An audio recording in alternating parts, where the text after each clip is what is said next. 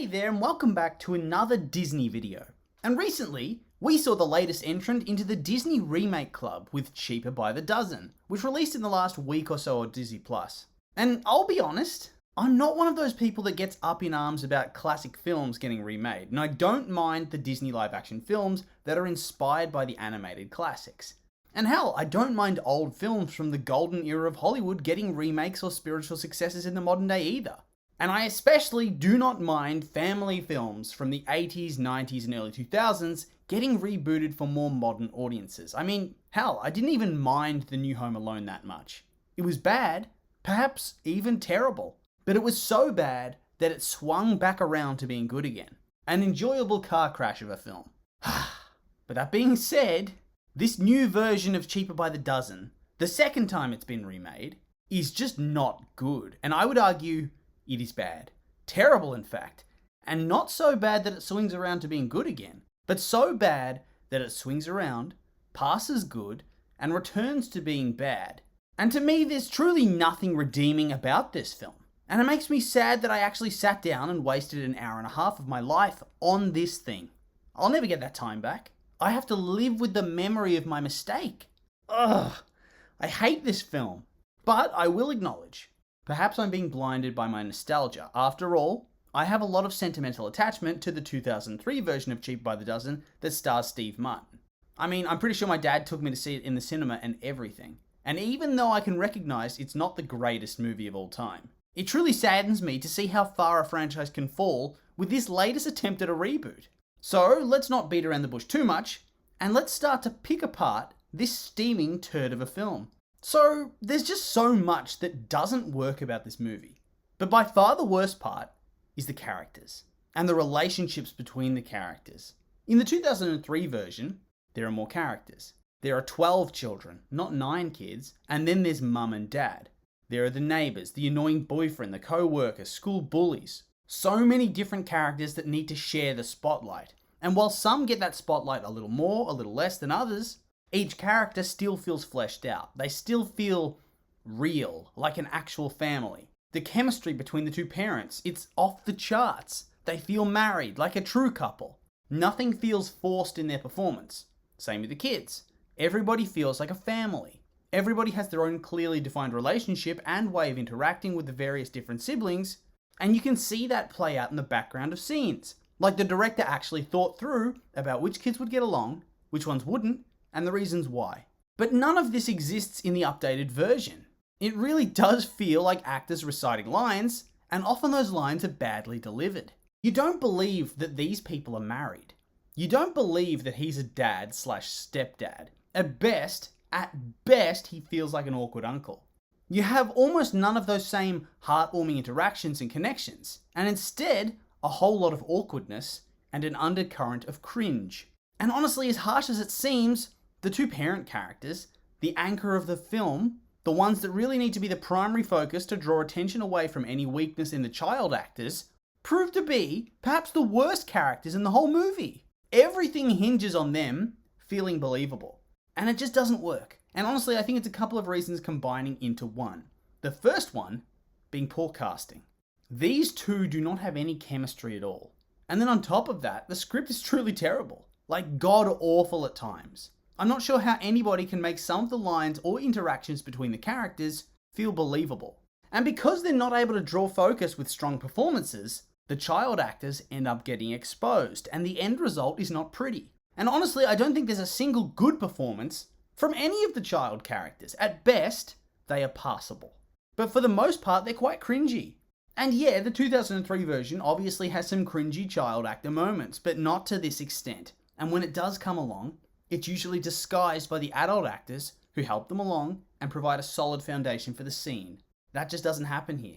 But beyond just a lack of chemistry between the actors and just poor acting in general, the film is also hampered by poorly written characters, most of which come across as either unlikable or two-dimensional. I mean, for starters, the dad, Paul Baker, he is clearly positioned to try to be the relatable, kind, understanding dad who's self-conscious and insecure.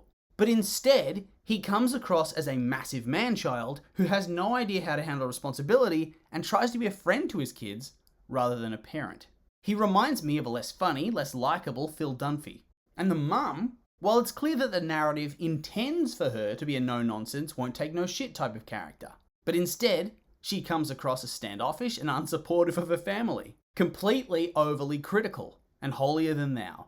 And this is a night and day sort of comparison to the 2003 version, where even if you disagree with the parents' actions, you still see their perspective and you can find them likable. And this takes us to the children, who are written in such a two-dimensional way. Hell, the majority of the film, they're simply props for the adult story to use when they need to, and the majority of them almost have no relevance to the story at all outside Deja, who plays basketball and then stops when she gets benched. Yes, that is her whole storyline. And then there's Horatio, who experiences racism and then bonds with his disadvantaged cousin, and instantly becomes best friends, and then his storyline ends. Oh, and then there's DJ, who wants girl advice from his stepdad because his stepdad is relatable, because DJ thinks he's a loser. Ugh, these storylines. And speaking of storylines, there are too many competing story threads that never actually go anywhere. So for starters, we have the main storyline, which is that Paul's sauce company takes off and he suddenly becomes super rich and successful, moving his family into a mansion in a gated community in LA.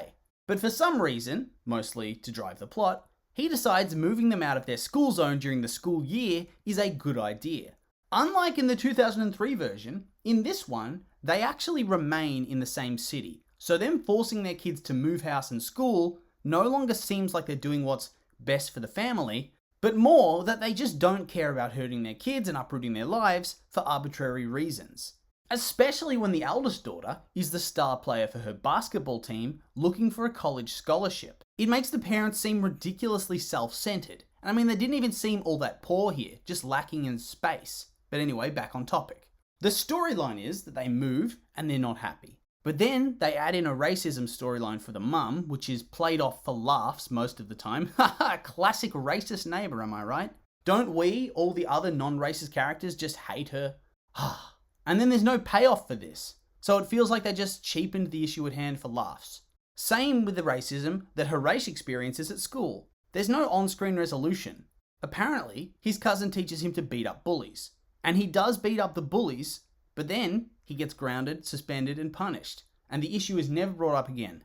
So the bullies get away with it, and we don't have a satisfying conclusion for the character. And yet it doesn't affect him in story. It's just weirdly handled for a family movie. And speaking of racism storylines, right at the end of the film, they try to make the conflict with the two competing dads to be about the eldest two kids being black and Paul being white and not being able to understand and parent them as well as Dom, despite their mum being fully present and also being black.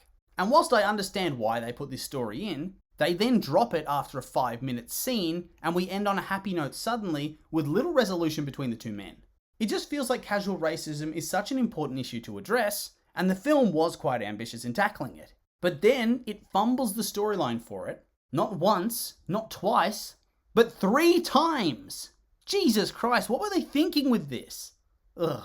And speaking of bungled storylines, we then have to pretend like we care about Seth, Paul's wayward nephew, who apparently has a hard life, and whose mum is a drug addict who keeps ending up in rehab. He basically does nothing all story. He has like 2 or 3 bonding scenes before running away and having his life issues resolved in a cringy 5-minute scene where his whole family turns up to tell him that he belongs with them. And then in the epilogue, it turns out they let him go back to live with his addicted mum again. Wow, inspirational ending.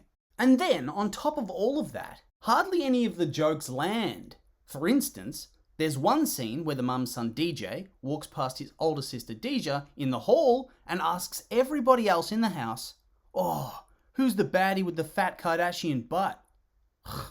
Woo! Objectifying women joke. Woo! Weird incest. Ugh. Or the fact that the dad's ex-wife basically lives with them full time and keeps hinting at becoming a sister wife. Like, what? Isn't this a kid's film? Stop it. Or the casual sexism of calling the people that fund his lifestyle Barbies, as if it's actually funny to talk about people like that. These writers, man. Ultimately, this film's trash. Truly, truly bad. Bungled characters, bungled stories, bungled everything. If you're going to remake a film, At least make it good. It doesn't need to be better, although, judging by the reviews for the 2003 version, that wouldn't have been a hard task. But at least make it good. This film just failed on all fronts. Good riddance. But anyway, these have just been my opinions, and now I'd like to hear yours. What do you think of the film, if you've seen it? What do you think about the last decade or so where remakes have become far more common? I'm curious for your thoughts, so make sure to like, comment, and subscribe, and let me know.